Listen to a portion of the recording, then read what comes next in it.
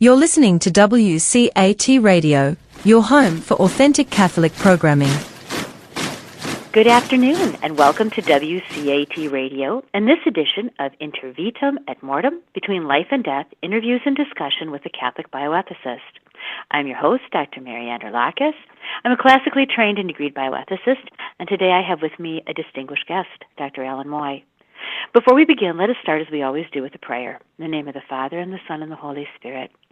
Dear God, our Heavenly Creator, you are the author of life and of truth, the reality that you will each and every human person into being, created from the moment of conception, bearing the dignity and imprint of your own image and likeness within the very essence of our being, is a mystery beyond human understanding. Please help us to have a greater appreciation for the gift of being created in your image and likeness. Help us to reverence that reality in our brothers and sisters, especially the tiniest and most vulnerable among them. And help us to defend the sanctity of every human life from conception to natural death. Through the intercession of Our Lady, the ever pure and all immaculate Blessed Virgin Mary, in the name of the Father, and the Son, and the Holy Spirit, amen. Again, thank you for tuning into this episode of Inter Vitam et Mortem, Between Life and Death, Interviews and Discussion with a Catholic Bioethicist. I'm your host, Dr. Anne Urlakis, and today I'd like to welcome to the show a distinguished guest, Dr. Alan Moy. In 2005, Dr. Moy left his tenured academic career to start a private solo pulmonary practice at a nearby Catholic hospital. On the same day, he started Cellular Engineering Technologies, CET, a biotech company with a modest goal of manufacturing adult stem cells. A year later, in 2006, Dr. Moy founded the not-for-profit John Paul II Medical Research Institute, JP2MRI. Initially, the mission was to educate society regarding pro-life medical research ethics and advocate for the U.S. to pursue adult stem cell research. Subsequently, through CET and JP2MRI, Dr. Moy and his team developed biotechnology that is now superior and has the future potential to replace embryonic stem cells and aborted fetal cells that are now commonly used in the biopharmaceutical industry. The potential of the biotechnology that Dr. Moy and his colleagues at CET, JP2MRI have developed is revolutionary.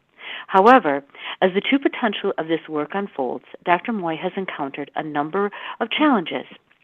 He has published essays detailing some of these issues in both the Federalist last month and the Linacre Quarterly in 2019. In today's interview, I especially wish to focus on this aspect of his work. Welcome, Dr. Moy. Thank you so much for taking time for today's interview. Well, thank you. Pleasure to be with you. In layman's terms, could you explain a bit about the biotechnology that you have developed and why it is significant? Sure. So there are two main technical aspects that have been developed in collaboration with the aforementioned Cellular Engineering Technology and JP2MRI to address the two main problems that are in secular biotechnology that have impact on the Catholic healthcare system. One was obviously, as you mentioned, the embryonic stem cell issue, and the other is the use of aborted fetal cell lines that have been around for decades in terms of used in the manufacturing of medications. So the first task that we pursued was to come up with essentially a better mousetrap than the need for using an embryonic stem cell. And so obviously the ethical issues are clear. I don't need to really go into that. I think Catholics are aware of what that means, is that we're destroying human embryos, destroying life to produce a therapy. But from a scientific standpoint, from a very layman standpoint, there are scientific deficits, deficiencies, issues with both of these types of cells that we pursued because ultimately we want to see the replacement of these cell lines with something that not just is moral and acceptable within the Catholic faith, but we want to have something that is going to be adopted by the mainstream biopharmaceutical industry. So getting back to the embryonic stem cell, it came out back in 1998. It was first introduced. It took off.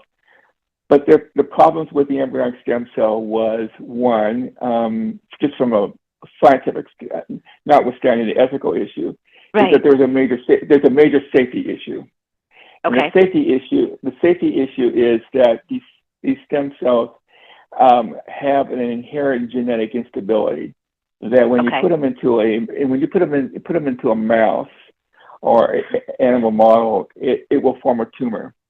And so these cells have inherent genetic instability. They also, when you're trying to create a product, you're not going to get a uniform reproducible product. So because you got all sorts of genetic aberrations, cells that are not the same as what they started out to be. Sure. So from a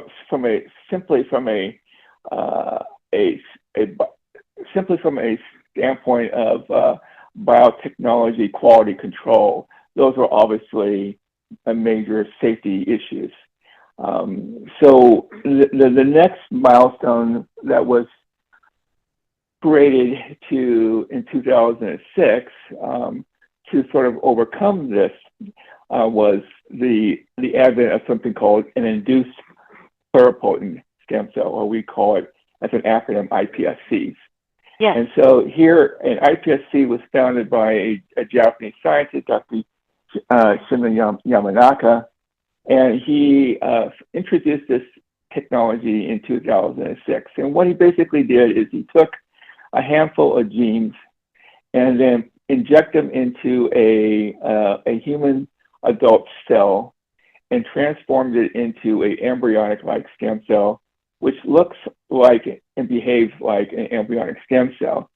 And so it had the ability of having the same performance, but it also avoided that safety risk, that ethical risk associated with embryonic stem cells. The problem with the earlier iPS cells was that because some of the genes that were used in that methodology, it formed a tumor just like an embryonic stem cell. And the way you had to introduce these foreign genes into a adult skin cell, in this case, is that you had to use viruses. And obviously, when you use viruses and cancer genes, that's a safety issue.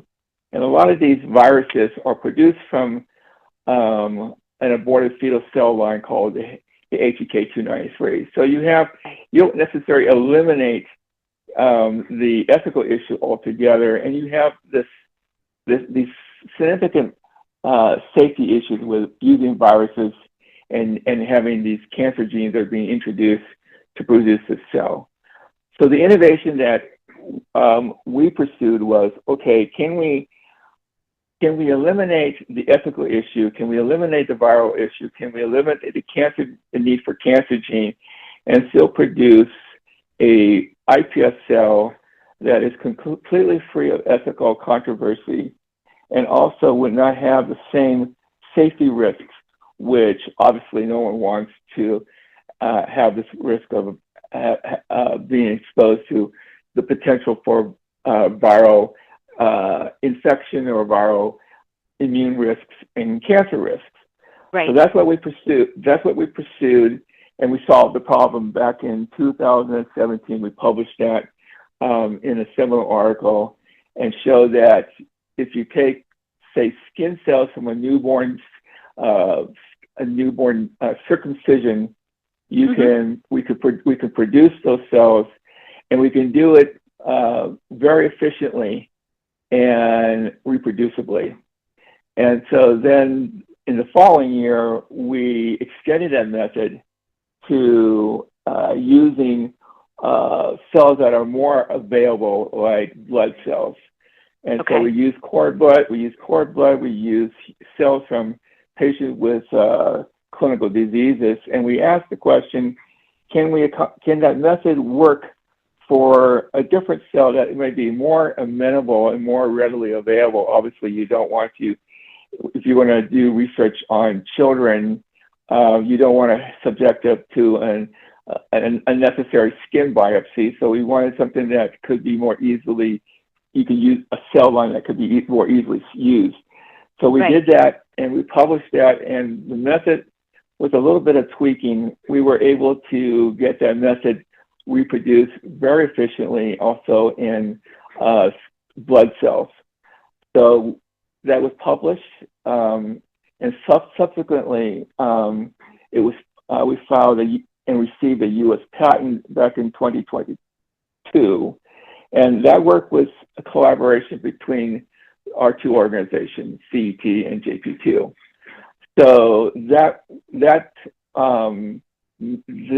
solved, I think, the controversy of, do we really need using embryonic stem cells? And so I think we have now created a better mousetrap with better safety, cheaper, more reliable, has scientific superiority than the need to use embryonic stem cells. So that was goal one. We accomplished that. The second one was, okay, how do we deal with a cell line that is ubiquitous in the biopharmaceutical industry, that is currently being used for the production of a whole variety of different advanced medicines.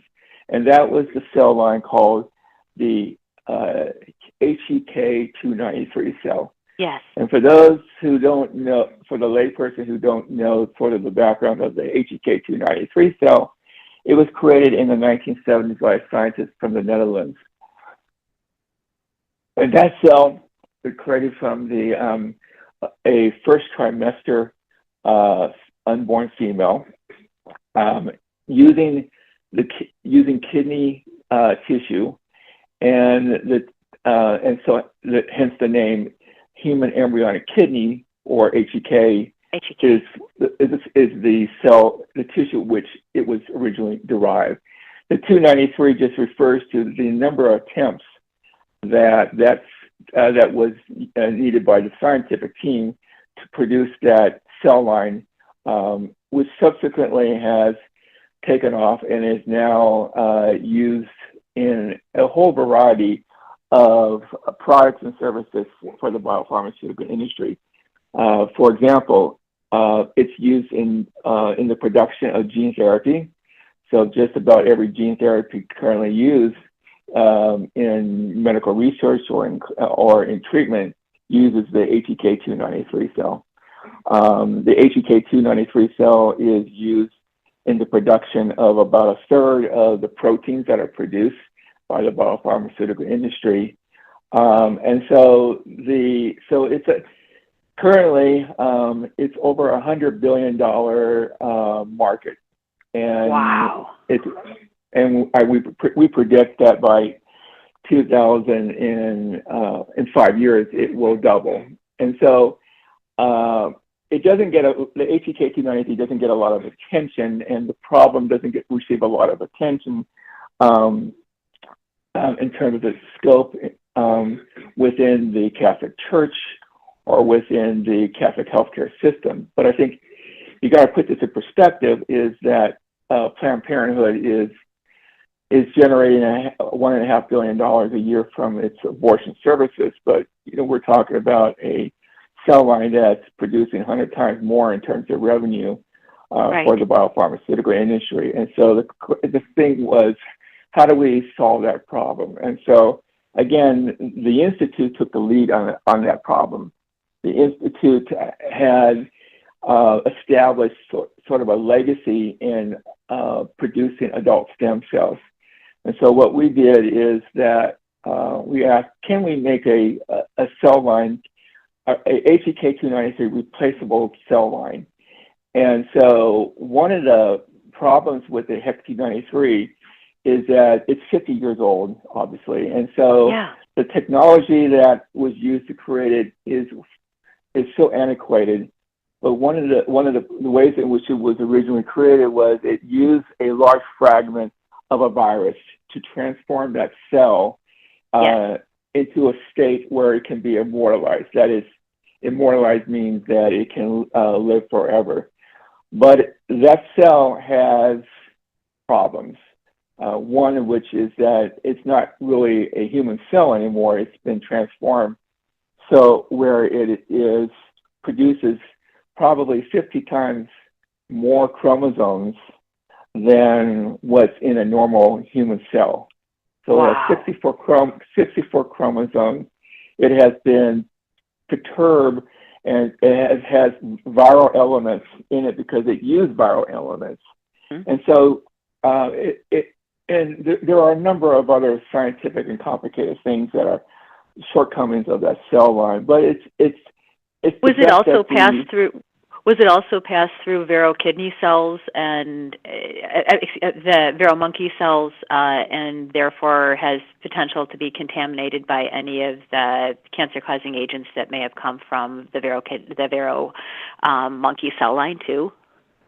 Well, I'm not aware of that. I think the Vero cell had its own vagrancies and its own history that it was contaminated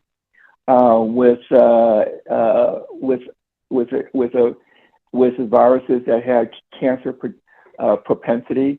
But yes. I don't know if I'm not aware whether there was any cross contamination between the Vero cell and the HEC293. Okay. Not as to say there's a lot of things that have been done with the HEC293, but one of the things that has been done with the original HEC293, it has been transformed with a virus called the SC40, which you may be referring to, and similar, the SC40 and the SC40 was contaminated in the original Vero cells. So the SC40 was done was used in the HEC293 to sort of give it this additional kick to make it grow faster, to make it be able to grow in a way to increase the production capabilities, the scale of making a product. So yes, there has been transformations with the HEC293.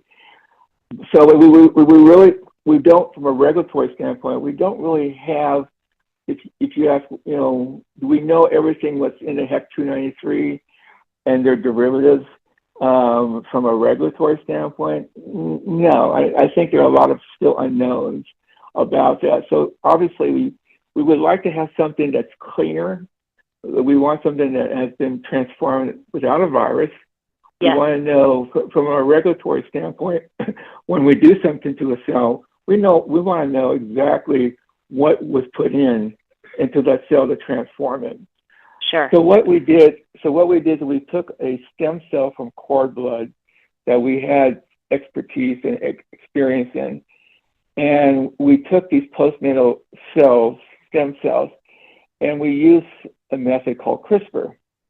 And so what CRISPR is a new genetic method that allows you to insert very specific modifications. You can add in or you can remove specific genes in a very specific way, and make these modifications and transform them, these cells, and you now know exactly what you did. So from a regulatory standpoint, that would be really nice. And so what we did is we used CRISPR and we made these changes. And one of the things we wanted to ask is, can we get these cells, these stem cells, to grow as fast and robust as a HEC293?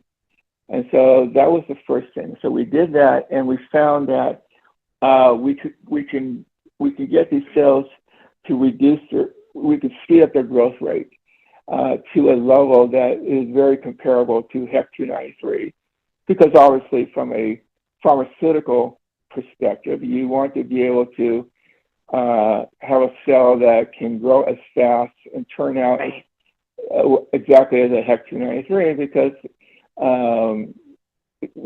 it's a cost issue, obviously, for making a product.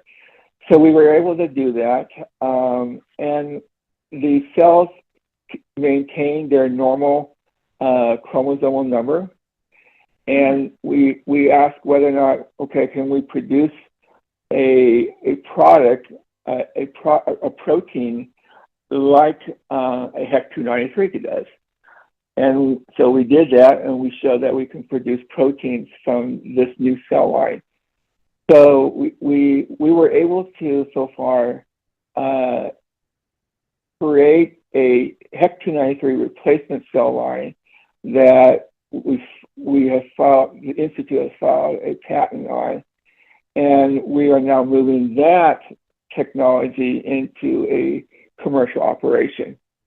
And so using these two complementary technologies, we are trying to move it into an area where we want to sort of get a penetration on a sort of a beachfront, where Sure. we can find an opportunity to promote this technology into some type of therapeutic operation, or at least in a commercial operation. How difficult do you think it will be to replace the HEC-293 in existing biotechnology? How difficult do you think it will be to transform the industry to accept that clearly this technology is cleaner and scientifically superior, but there's a cost with retooling and going back to prior products and reintroducing them? How big of a challenge is that? Well, I think that's the frequently asked question, and it's not going to happen overnight. And Okay. so pharmaceutical companies are not going to simply abandon their workflow and say, well, we made this product, it's been approved, and we're going to simply replace it because there's a certain religious consumer group out there that has a problem with that. So what we're looking for are there segments within the biopharmaceutical industry where the industry, the scientists are unhappy with some of these current products, the way they're made, and can we find a market segment where we can get some penetration? And I think there are. We have done market research. We have been speaking with the industry, and there are deficiencies in how some of these proteins are made. And they're not just made from HEC-293.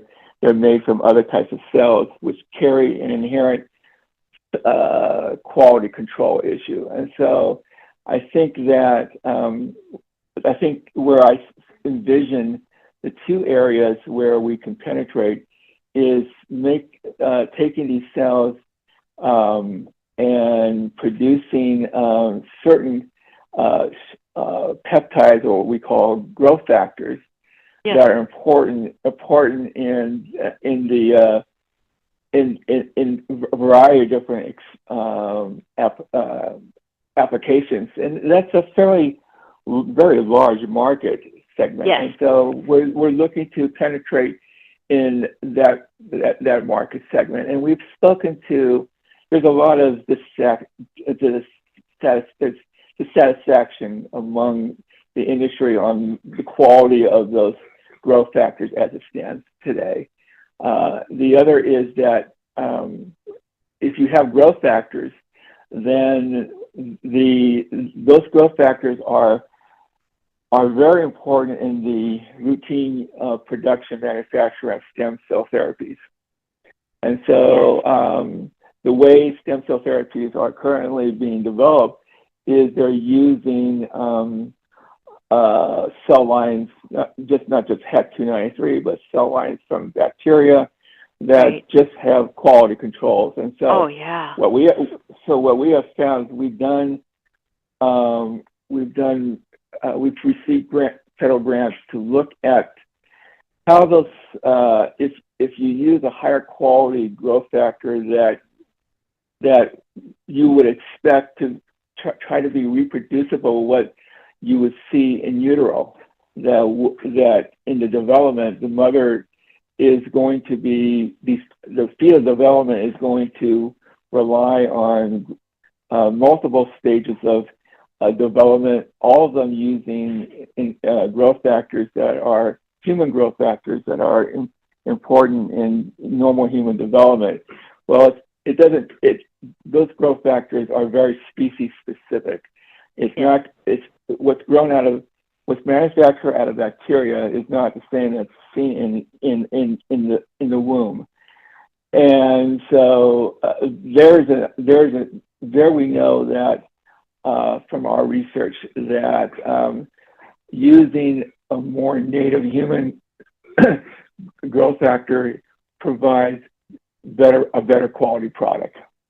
Sure. How eagerly have Catholic pro-life groups and the Episcopate welcomed your biotechnology? I think it's been a mixed bag. As I've written in a recent essay in the Federalist, it has been a very difficult message to communicate.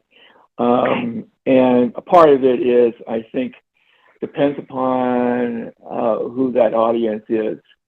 From the established Catholic institutions like the Vatican, like the U.S. Catholic bishops, from the ones who you would think should be stakeholders in this whole process, there has been very little interest. And why there's very little interest, I think there are just competing interests, competing problems that they have, priorities. And so I think it's a very complicated topic. Yes. It's not as clear as abortion. And it's a complicated topic for the pro-life movement, but it's a topic that is going to have significant ramification on Catholics, from whether or not a Catholic hospital is going to be able to maintain their Catholic identity, whether healthcare providers who are going to be administering these types of agents are going to be, when they become aware, how comfortable are they going to be in administering it? And these products are, because of their nature, they're advanced, they're complicated. These are not drugs that you're going to get from your local pharmacist and Walgreens pharmacy and take home. They have to be administered and delivered probably in a hospital setting. And so those are the things that are going to raise the complexity, are going to make it more complicated, and they're going to start to intrude into our Catholic healthcare system. Do you think there's a component of scientific illiteracy that is weighing in on this? Oh, I think there is a significant amount of illiteracy. I think people don't understand some of the science. I mean, admittedly, there's a complexity to it. But I also think that, the pro-life movement tends to be preoccupied with abortion, and it needs to be. I mean, it obviously needs to be, but there needs to be some level of advocacy and education among the pro-life movement to at least educate the pro-life members of our society, because a lot of people who would probably be considered pro-life, and you ask them whether they would support that type of research, I think they wouldn't, but they don't know that the vast majority of research foundations support the use of these technologies. And so they're actually financing these organizations, and they're not putting pressure on these organizations to try to persuade them from continuing in this area. So there's I think a need within the pro-life community to do a better job in educating. I think you're absolutely right, and I've found the same thing in the work that I do. I gave a talk to bishops several years ago on the subject of chimeras, and they were shocked. If we, and I said at that point, if we don't even know these issues exist, we can't even begin to prey on them.